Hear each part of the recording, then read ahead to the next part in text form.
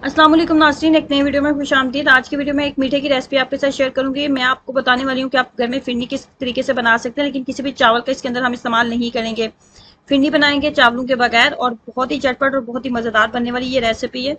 आप अपने बच्चों के लिए बना सकते हैं या फिर अगर आप खुदा ना खास्ता बीमार है तो उस दौरान भी आप इस मीठे का इस्तेमाल कर सकते हैं, क्योंकि ये आपको ताकत भी देगा और टेस्ट भी। तो इसके लिए 1 किलो के करीब मैंने दूध लिया है। दूध के अंदर 3 से 4 उबाल जो है वो आ गए हैं। उसके बाद हमने 2 किस्म के दलिए इसके अंदर इस्तेमाल करने हैं, जिसमें सबसे पहले मैं इस्तेमाल करने वाली हूँ गंदम का दलिया। गंदम का दलिया इस्तेमाल करेंगे और नंबर 2 पे हम इस्तेमाल करेंगे जौ के दलिए का। दोनों की मिकदार को बराबर रखेंगे। उसके बाद हमने हल्का सा इनको ग्राइंड कर लेना है। बहुत ज्यादा ग्राइंड हमने इसको नहीं करना, पाउडर फॉर्म में इसको नहीं बनाएंगे, बस हल्का सा हम इसको ग्राइंड करेंगे। ग्राइंड करने के बाद मैं आपको बताती हूँ कि किस तरह का आपने इसको दानेदार रखना है।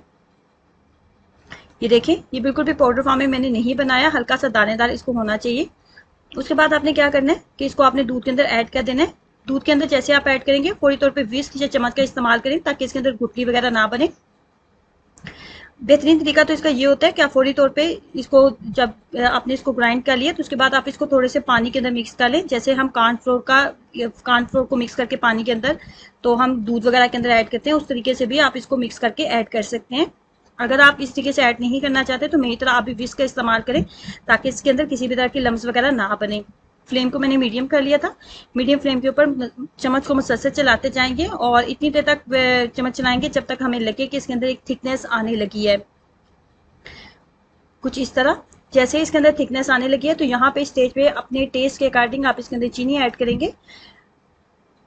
चीनी ऐड करेंगे इसके अंदर, हाफ कप के करीब चीनी ऐड की है।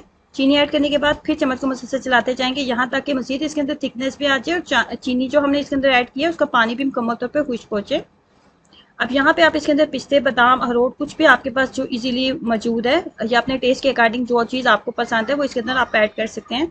इस तरीके से मज़ेदार फिरनी चावल के बगैर आप घर में तैयार कर सकते हैं। ट्राई करें। अब तक एक्सपीरियंस जरूर शेयर कीजिएगा। वीडियो को लाइक करना और चैनल को सब्सक्राइब करना मत भूलें। अल्लाह हाफिज़।